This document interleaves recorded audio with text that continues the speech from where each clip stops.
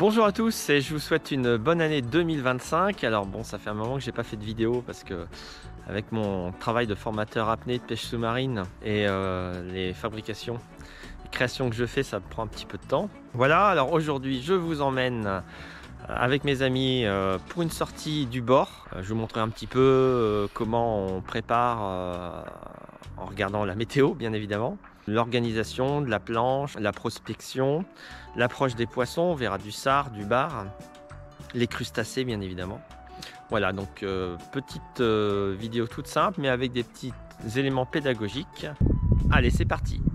Nous allons commencer cette vidéo avec la météo. Je vous conseille d'aller sur plusieurs sites spécialisés où vous pourrez savoir s'il y a du vent à la côte. Également son orientation, les variations en cours de journée et sur plusieurs jours. La hauteur des vagues, en particulier la houle, est très important, la période de la houle en secondes.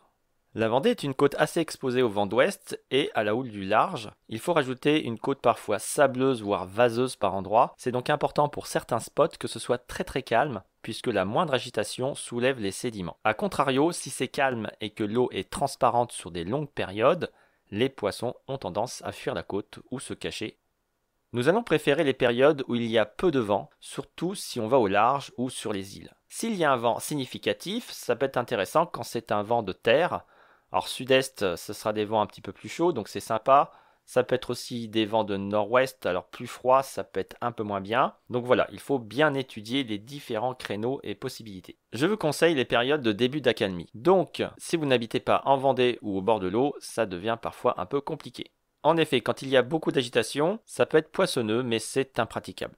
Lorsque l'océan se calme et que l'eau commence à devenir claire, ça devient donc praticable et ça reste poissonneux, car il peut y avoir une phase de quelques jours comme ça où les poissons sont encore présents et actifs. Pour les vagues, on va regarder la hauteur de vague bien sûr, mais surtout on va regarder la houle. Il ne faut pas que les périodes des vagues soient trop importantes. En effet, à partir de 80 cm de houle, ça commence à s'agiter, mais ça va beaucoup s'agiter si les vagues sont puissantes, c'est-à-dire qu'elles ont une période assez longue, supérieure à 8 ou 9 secondes, car là, ça va commencer à faire des vagues qui se lèvent à la côte, qui sont puissantes. Si la période est courte, inférieure à 7 secondes, eh bien il y aura des petites vagues et on n'aura pas des gros mouvements de balancement, on aura moins de puissance, donc on aura moins d'agitation de la mer à la côte. Pour résumer, on pourra dire qu'à partir de 80 cm de hauteur de vague et de 9 secondes de période, la visibilité sur la côte vendéenne devient compliquée sur de nombreuses zones.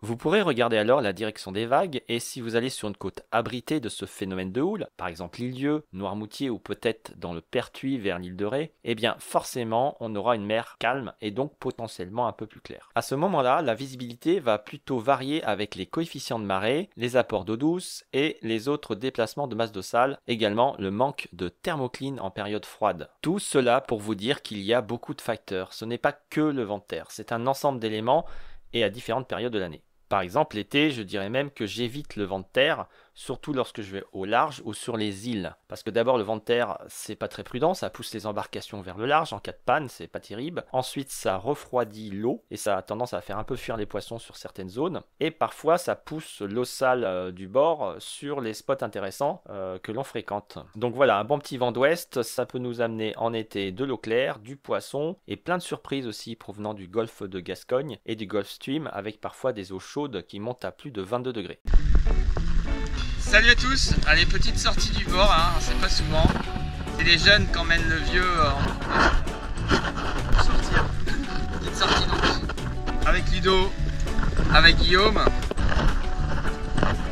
Qu'est-ce que vous en pensez? C'est quand même un grand bonheur d'habiter au bord de la mer. Voilà, petit spot de la côte, je vais pouvoir tester aussi mon baudrier Bastia Sub. On voit bien, hein, une vraie bouée. Hein. On va peut-être pas mettre un drapeau dessus, mais ça c'est vraiment pas mal, je vous conseille. C'est un baudrier sur mesure, cousu, un vrai petit sac à dos.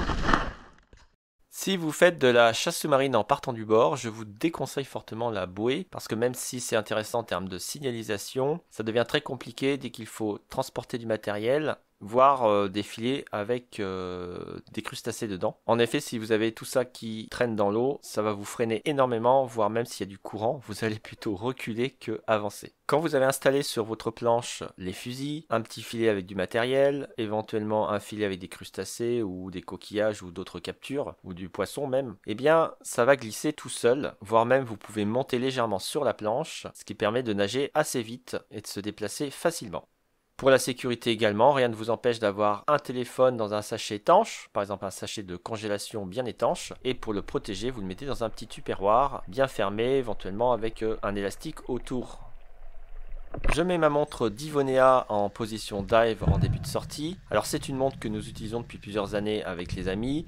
Et franchement, elle est complète, c'est pas cher. Et du coup, s'il arrive un souci, c'est pas dramatique, ça représente pas une grosse somme. Néanmoins, ça fonctionne très très bien. Et d'ailleurs, si ça vous intéresse, j'en ai quelques-unes en dépôt-vente. C'est une zone que je ne connais pas très bien, donc je commence bien sûr par prospecter dès le bord. Je vais regarder quels sont les animaux, les végétaux, les algues, quel est le biotope qu'on a au bord. Est-ce que je vais avoir des crustacés, des coquillages? Est-ce que je vais avoir de la nourriture potentielle ou un biotope intéressant pour certaines espèces de poissons? J'épluche tout depuis le départ et progressivement je vais avancer comme ça en essayant de bien comprendre quels sont les différents petits biotopes qui se jouxtent les uns à côté des autres et donc avoir une transition entre la zone du bord et la zone au large pour pouvoir bien comprendre un petit peu ce milieu. Je n'ai pas vu de poissons dans les sargasses, néanmoins je m'aperçois qu'il y a beaucoup de belles huîtres sur les rochers, alors j'adore ça, surtout au printemps comme ça, elles commencent à être bien grasses, alors j'en prends quelques-unes. C'est ça qui est merveilleux avec la chasse sous-marine, c'est qu'on ne sait jamais ce qu'on va trouver, et on peut ramener plein de gourmandises différentes. Tout ça c'est des cadeaux de la vie, il suffit simplement de ne pas passer à côté. Depuis 2021, j'ai remarqué qu'il y a de plus en plus d'oursins en Vendée. On les repère facilement puisqu'ils se protègent avec différents matériaux comme des cailloux ou des débris de coquillages. Si vous regardez jusqu'à la fin de la vidéo, vous comprendrez pourquoi ils font ça.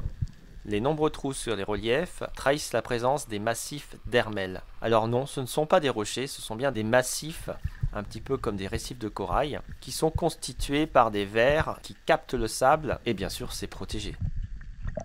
La température de l'eau dépasse enfin les 15 degrés avec ce beau soleil printanier. Ça, c'est un bon indice qui me permet de penser qu'on va trouver du poisson aujourd'hui. En plus, avec l'activité printanière, les poissons ont faim. Certains sortent de la reproduction et certaines espèces un peu plus invasives, on va dire, comme le sard, sont encore en reproduction. Du coup, ils ont besoin de beaucoup manger et on va les trouver à la côte. Les araignées adultes reviennent du large et comme vous pouvez le voir sur la vidéo, elles sont aussi très actives.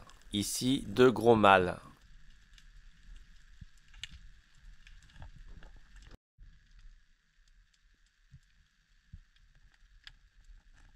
Certaines araignées de mer sont couvertes d'algues. En général, ce sont des jeunes qui ont passé l'hiver et le printemps à la côte, dans des endroits abrités, contre les rochers par exemple. Et du coup, les algues se sont développées dessus. Elles sont pleines de petites algues. Ensuite, quand elles vont muer durant l'été, elles auront une carapace toute neuve. Et parfois, sur certaines plages, vous pourrez donc rencontrer des grandes quantités de mues. Alors, de loin, on dirait un petit peu des araignées mortes. Mais si on s'approche, on s'aperçoit que ce sont la carapace ouverte en deux. Il n'y a pas de chair à l'intérieur et c'est tout léger. Ce sont des mues.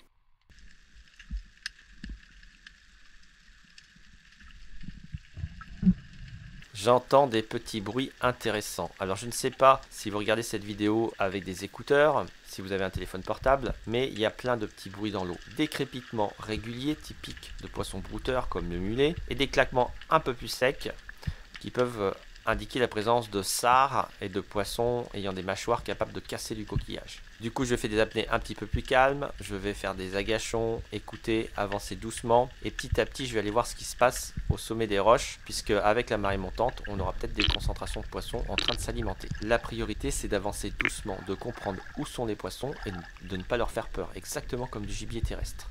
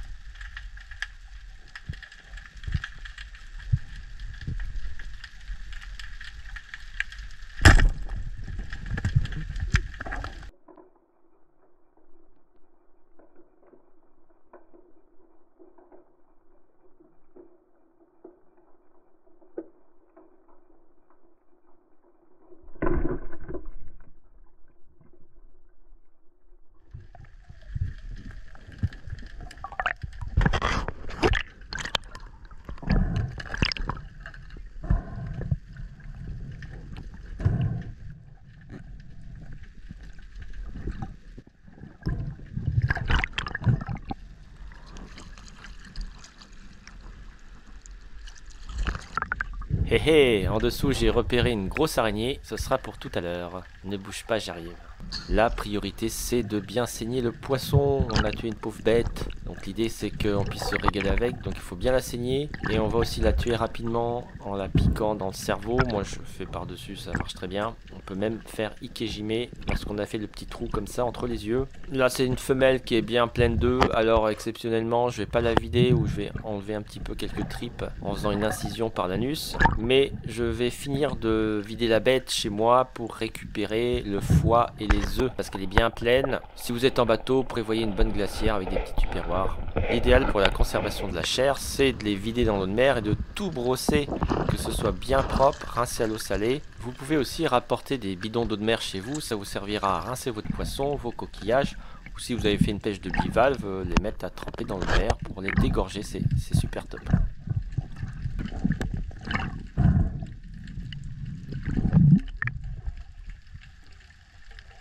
Les initiés pourront reconnaître ici un gros mâle. On le reconnaît assez facilement avec sa grande taille, ses grandes pattes, ses grosses pinces, son abdomen qui forme une petite languette fine, alors que les femelles ont un abdomen large pour pouvoir accueillir les œufs. Voilà un petit peu les caractéristiques de base. Si vous trouvez un endroit où il y a plein de gros mâles, laissez-les tranquilles un peu, prenez-en un ou deux maxi, parce que ce sont des excellents reproducteurs.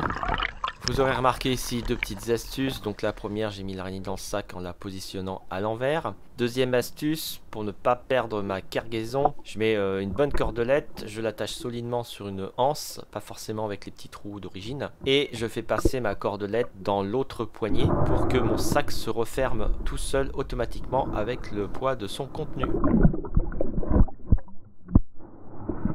La zone est vraiment sympa, on voit qu'il y a toutes sortes d'animaux, de bivalves. On a d'ailleurs aussi des grandes étoiles de mer bleutées, là, les étoiles de mer glaciaires, qui viennent dévorer les moules et autres bivalves. On peut entendre parfaitement le crépitement des poissons. Alors il y a probablement un joli banc de mulets là, parce qu'on a un bruit de fond régulier. Je vais essayer de les trouver.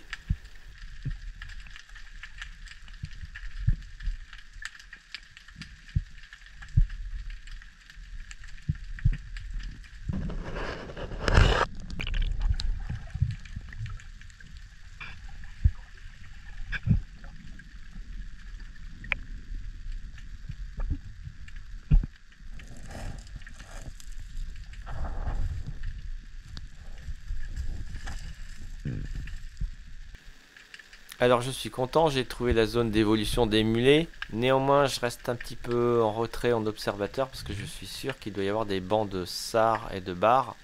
Mais pour l'instant, j'arrive pas à les trouver. J'ai besoin encore de prospecter, de cogiter, d'essayer de comprendre où est-ce que ces poissons-là peuvent évoluer. Et c'est comme ça d'ailleurs que vous allez progresser. Ne cherchez pas vraiment à tuer du poisson, soyez plutôt des observateurs. Et puis bien évidemment, quand un poisson suicidaire, si je puis dire, se présente bien devant la flèche, vous le prenez. Mais sinon, essayez d'être toujours dans l'observation, dans la recherche de nouvelles zones et la compréhension.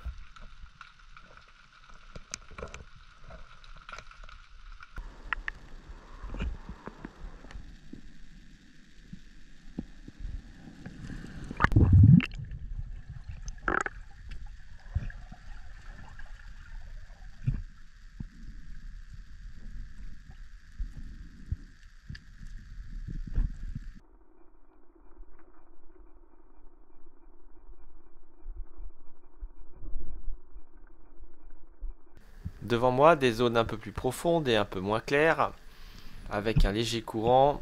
Ça sent peut-être la présence de bars. Alors j'y crois, je prends mon temps. Indienne, agachon, j'écoute. Et on y croit.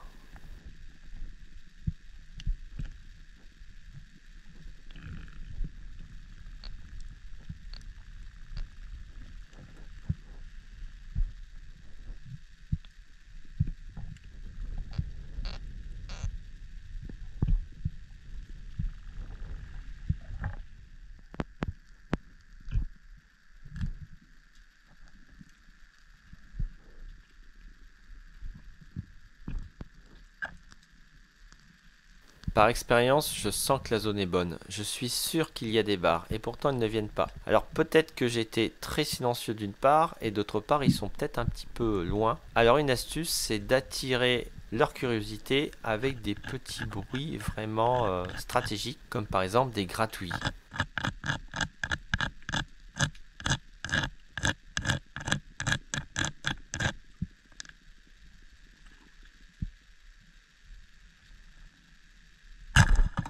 Et voilà le premier bar de l'année 2023. Alors je suis très content, j'avais envie de me faire un bon petit bar grillé. Ça fait longtemps que j'avais pas chassé, j'en rêvais. Donc voilà, ça c'est fait. Et puis en plus à l'époque on a le droit de bar, donc fallait pas se priver.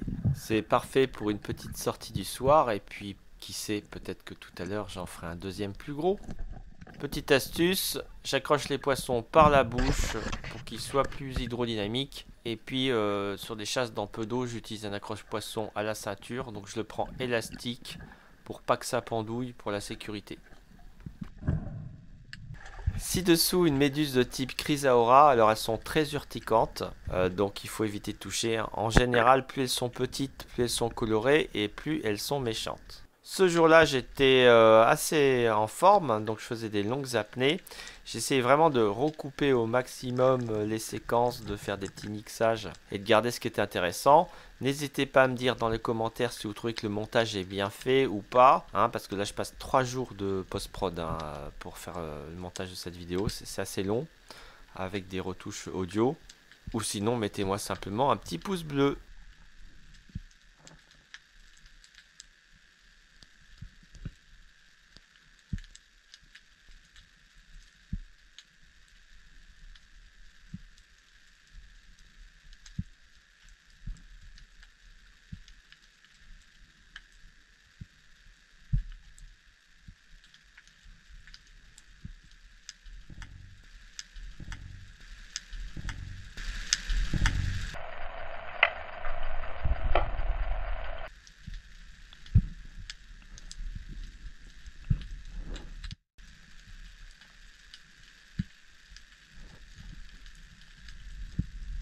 Je commence à comprendre où est la zone principale d'évolution des poissons. J'aperçois de la vieille, des lieux et au loin encore des bars. Donc je vais bien préparer la prochaine apnée en espérant faire un joli bar.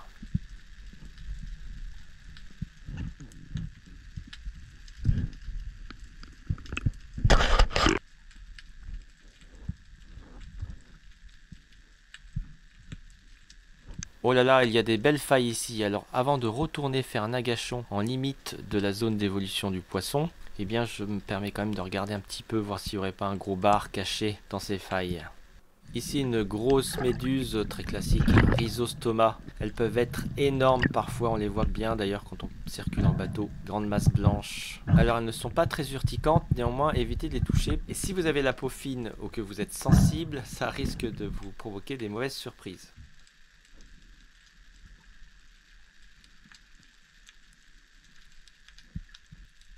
Les araignées de mer sont des prédateurs omnivores. On peut remarquer qu'ici il y en a beaucoup de juvéniles, beaucoup de moussus, ce qui montre que la zone est vraiment très riche avec une grande biodiversité qui peut offrir donc à ces jeunes individus de quoi passer l'hiver et bien se nourrir au printemps.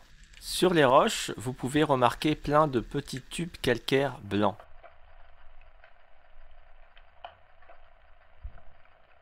Ce sont des vers tubicoles en fait, qui fabriquent des petites loges en calcaire. Là encore, ça montre que la zone est très riche.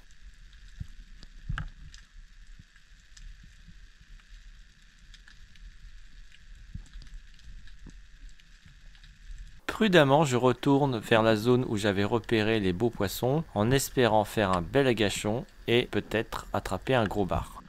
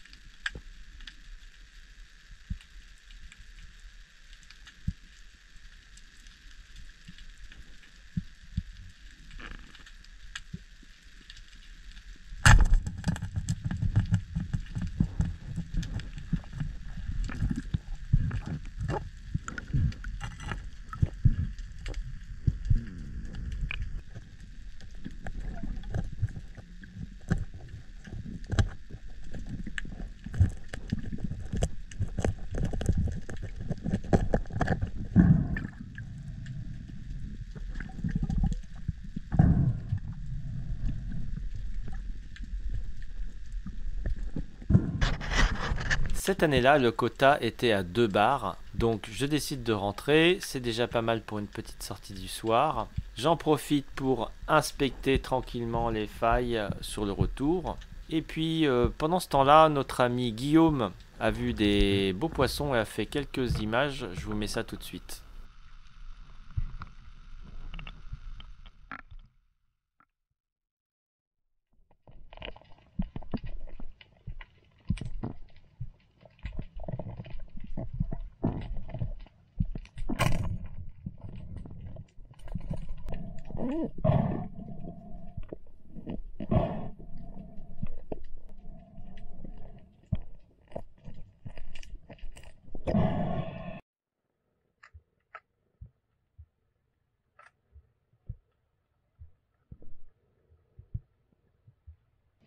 Allez, au passage, je vous mets une petite séquence faite un autre jour sur la même zone par Guillaume qui avait voulu tester mon arbalète Marc Valentin, une arbalète toute simple sur laquelle je mets un petit peu de flottaison pour l'équilibrer, pour que ça flotte. J'aime bien les arbalètes qui flottent.